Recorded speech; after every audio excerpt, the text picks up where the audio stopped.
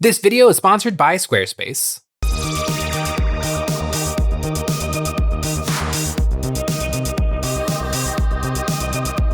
Hey guys, Jay here. Welcome to Models Memories Weekly, episode 282. Models Memories is a show about nothing and is filmed in front of a live studio audience. This is a show where we're talking about painting, modeling, and wargaming experiences from the week. Now you might be thinking to yourself, Jay, you put out 3 YouTube videos a week. Ow! Could I possibly have more to say? Well, I do, and here goes. This week, we got a further tease of the upcoming Ork Codex, but this time we actually got a little bit of sauce. We got the table of contents, which shows off some interesting things and some very upsetting things.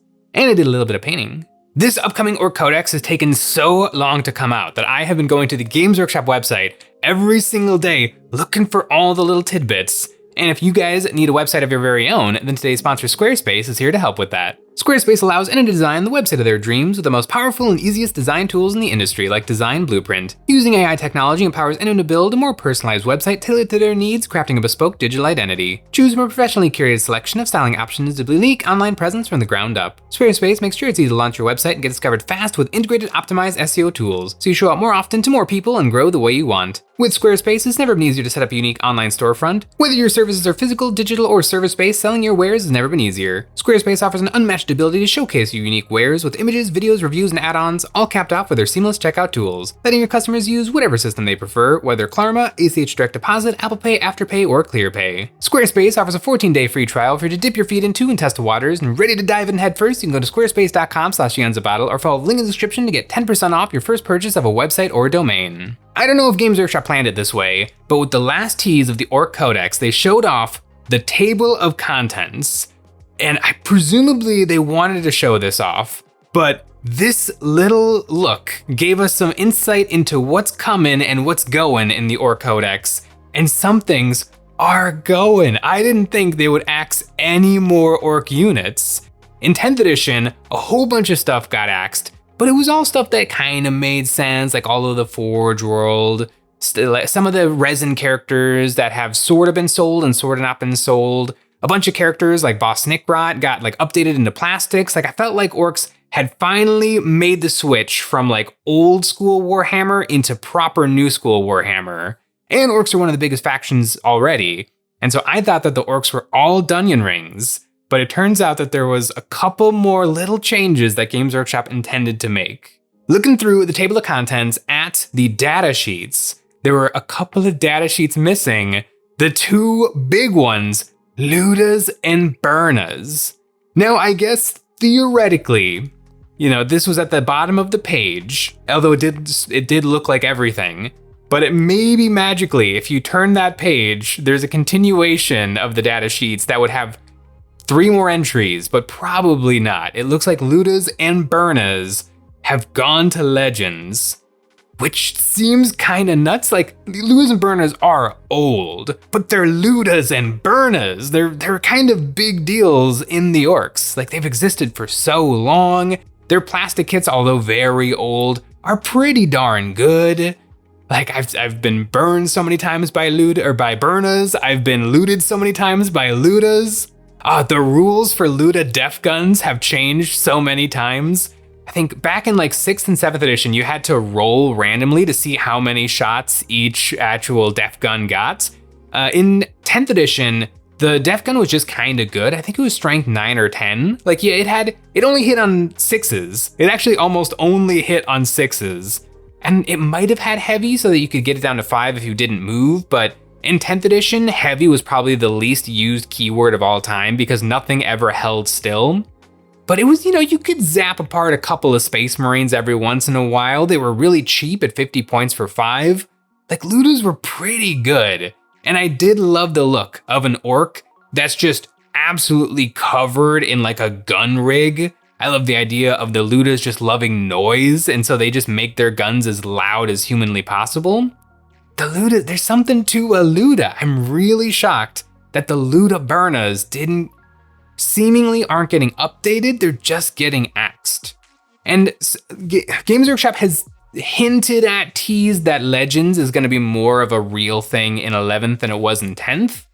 I don't believe them or trust them because they've never ever really they've done an okay job with Legends. I do appreciate in like 8th edition, they did bring back every datasheet that had ever been written for Warhammer. And in 10th edition, when there was another great rules update, they did also do a pretty good job of bringing most every datasheet that has ever existed into the game in Legends format.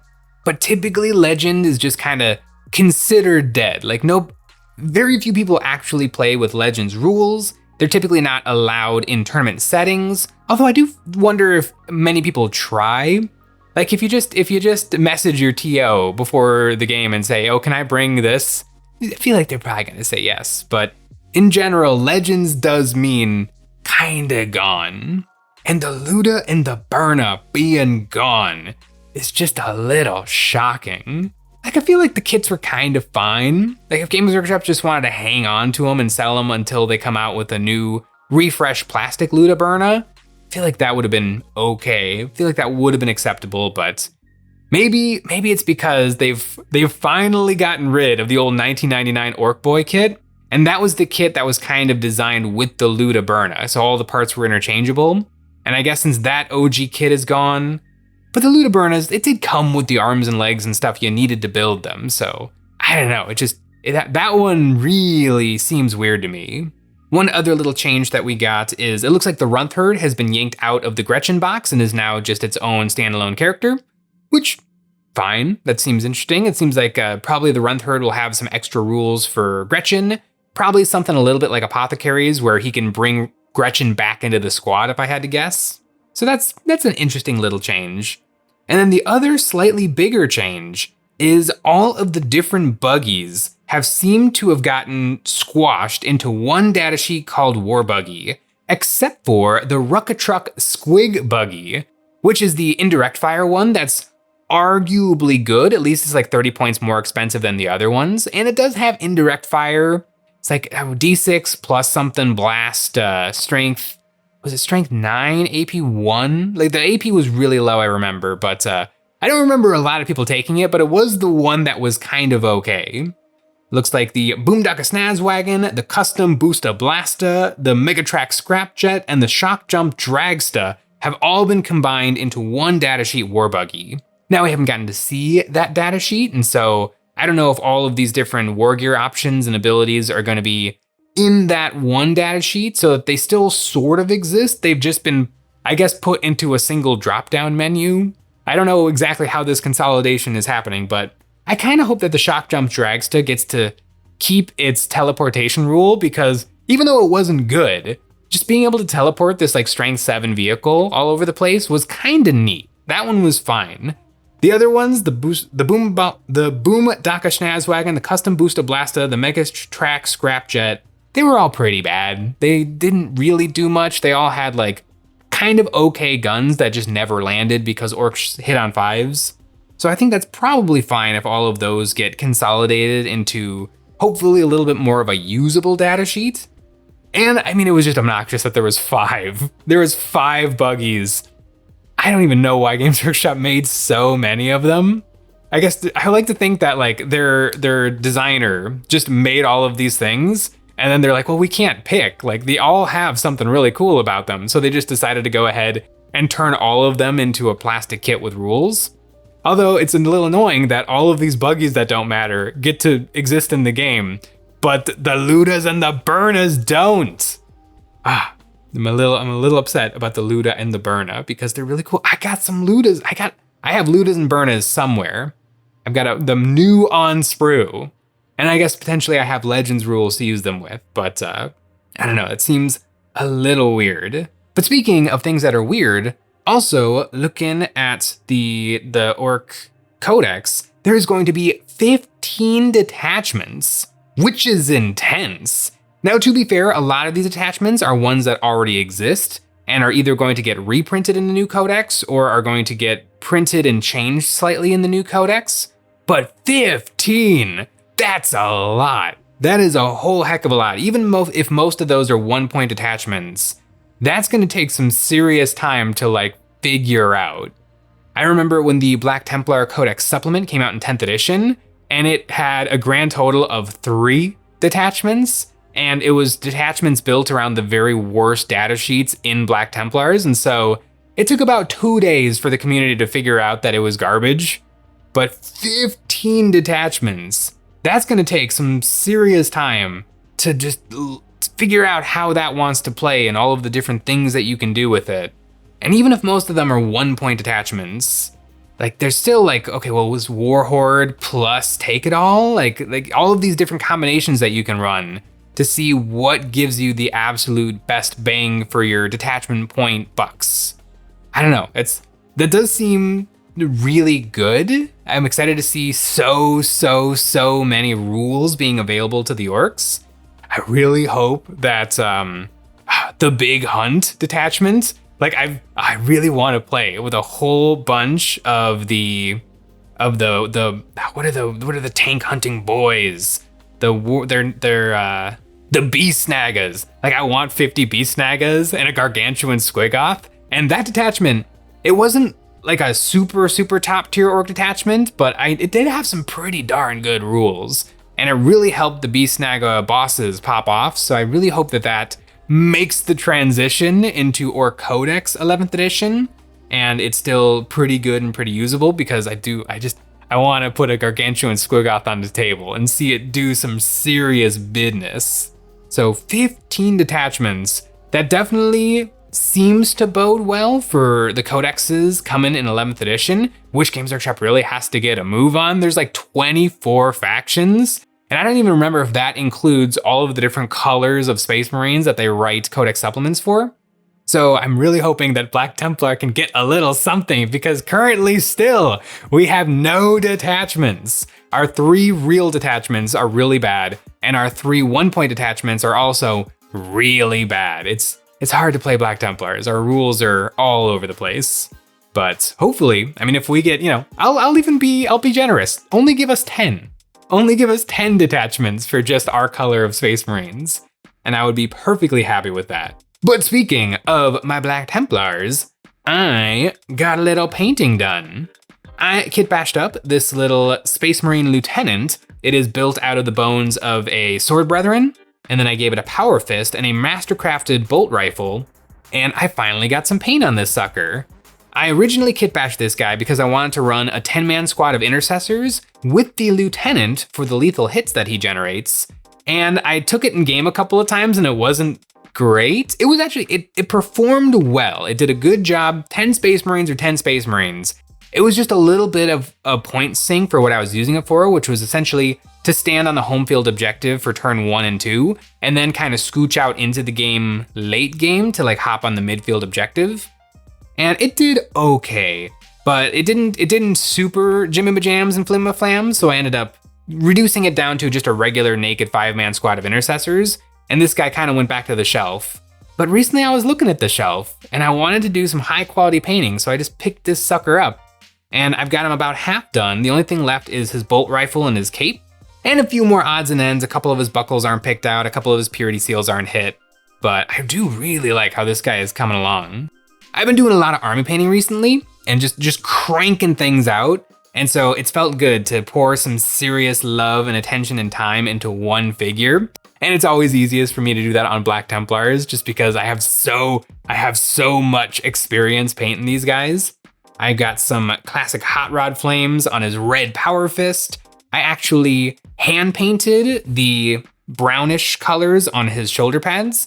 And it reminded me exactly of why I always use the airbrush for this, because holy cow, I like tan colors transitioning into browns are really hard to paint with a brush. Brown isn't too bad, but tan, all of my tan paints and every tan paint I've ever experienced is so chalky and hard to work with because, you thin it for coverage, but then if you thin it lower than that, if you add in more water, the pigment really starts to just break and misbehave. And so you end up with like a streak that's almost nothing in the middle, and then it's kind of heavy on the edges. And you have to go incredibly slow so that you don't get brush strokes in there. But I was just thinking, 2 shoulder pads, is this worth breaking out the airbrush and doing a couple of layers? And I'll probably have to do a little bit of masking. It makes sense when I'm painting 10 guys, it actually speeds things up dramatically. But if it's just for one singular guy, I think I can just knock this out with the brush. And I could knock it out with the brush, but it did take a really long time to get it really, really nice. And honestly, I don't know if the shoulders turned out as nice as they would have if I had used the airbrush, but this little guy, I think I am going to try again with Lieutenant attached to 10 intercessors, because I have a whole bunch of new intercessors from the Armageddon box that I haven't finished putting together and painting yet. And I do think now with I think it was the transition from 10th to 11th, this guy is now 45 points for lethal hits and for fallback, shoot, and charge for the squad he's attached to. That's really incredibly solid for 45 points. So what is that? 660 points for the squad, and then another 45 points for this guy. I feel like that's super solid for a squad that I just kind of need to survive and I don't need them to do a ton of stuff. And 40 shots lethal hits, and you can't even turn them off by charging them. I feel like there's definitely something really spicy to this guy. Now, it's hard to tell if this guy is a lieutenant, because in 40k, there's no real way to delineate between a Space Marine captain and a Space Marine lieutenant. They're both just fancy Space Marines. And this guy is built out of the Sword Brethren box, so he's got decorations galore. But I do, and also he's kind of painted better than my Space Marine captain, because every new Black Templar model just kind of turns out better than my last Black Templar guys. But yeah, this guy is just a lieutenant, a lowly lieutenant. He doesn't even have an invulnerable save, I don't believe, but he does have a power fist. And even though technically plasma pistol is probably the preferred option, statistically a plasma pistol probably does do a little bit better than a mastercrafted bolter. Although the math is probably pretty slight, I do like the idea of the guy leading a squad of bolter marines to be carrying a bolter. I just think it looks really good. And I finally got to use this little Psyker skull. There's a bunch of bits from the Black Templar upgrade frame that I just haven't gotten a chance to use because they're like purely decorational. And so if I have, usually a model is gonna have weapons in both hands. They're gonna have a chainsword and a bolt pistol or a plasma gun. And so this guy, he gets to have both hand weapons and he gets to have a little decoration because I kit bashed the little thing dangling out of his power fist hand. And if I have to build another one, or maybe even just a squad sergeant in the squad of Black Templar bolter guys, I would love to kit bash a Space Marine where he's got his bolt rifle and then he's actually holding it with the power fist. There's not a great power fist to use this on, and left-handed power fists are pretty rare. So it's gonna be tricky to make that happen, but with enough green stuff, anything is possible. I'm really excited about this guy. I've got the current Black Templar list that I'm working on actually doesn't have that much Black Templar stuff in it, which always seems to happen with the Black Templars. Just early 10th edition, Righteous Crusade detachment, beautiful, 10 out of 10. Ever since then, it's been really hard to make Black Templars feel like Black Templars. But yeah, I don't really want to paint any Repulsor Executioners, although the Repulsor, so there's Space Marine vehicles are crazy. There's a Repulsor and there's a Repulsor Executioner, and they look about the same, but they're actually two different boxes, and you really can't turn one into the other. But the regular Repulsor, I believe it has transport capacity 14, is almost 100 points cheaper than the Repulsor Executioner. And I think it's like 170 points versus 230 something, plus you have to pay 10 points for the Las Talon. So yeah, it is crazy that these two almost identical vehicles, one of them is shockingly more expensive than the other. And I have the other. I have a Repulsor, I don't have a Repulsor Executioner. Repulsor Executioner is probably the best Black Templar datasheet in the game right now, but it's really expensive and I kind of don't want one.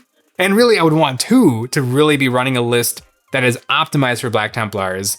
But having the original Repulsor so cheap, and I have one sitting half built in a box in a tubby, and maybe I get a move on with that little Repulsor, because transport capacity 14, like that could mean that I can have like 2 5-man squads and then maybe also just like a little 3-man squad of something like Sword Brethren. Like I think there's something to just driving that sucker up the board, popping smoke, and then the next turn everybody just gets out and charges. I don't know, there's something to it. I'm definitely looking at my Black Templars from all angles, and I think currently we're building a little bit more of a vanilla Space Marine army, but I'm still excited to play with it. And I'm very excited to play my Black Templars against Codex Orks if Games Workshop ever manages to publish the Ork Codex. It feels like they're really taking their sweet time. They got like 30 codexes to publish, and they're gonna have to start cranking those suckers out because we've been waiting a hot minute on Codex Orks. But you know what you never need to wait on? That's right, all of the amazing hobby products available at EonsOfBattle.com. Over there, we have all sorts of hobby goodies, Gamer Grass Tufts, Great Studio Bits for your Space Marines, Army Painter paints, brushes, basing cork, ultra thin and ultra thick super glue, and we've got terrain. It's the best way to support us doing what we do by getting a membership. Each month, members get a credit good for any one terrain pack we've ever made, or the brand new one. This August, we have created the Deadly Swamp Bits Pack, a set of natural terrain bits to help set your miniatures in a perilous natural environment. There are some rock walls and fallen logs for figures to take cover behind or stand proudly on. Also included are some small bits for adding natural details to your mini bases, and spooky trees for blocking line of sight. All these bits are perfect for scatter, and if you arrange these parts in a circle, you can make some very ominous pools of water. This set was designed by us and is available at EonsOfBattle.com.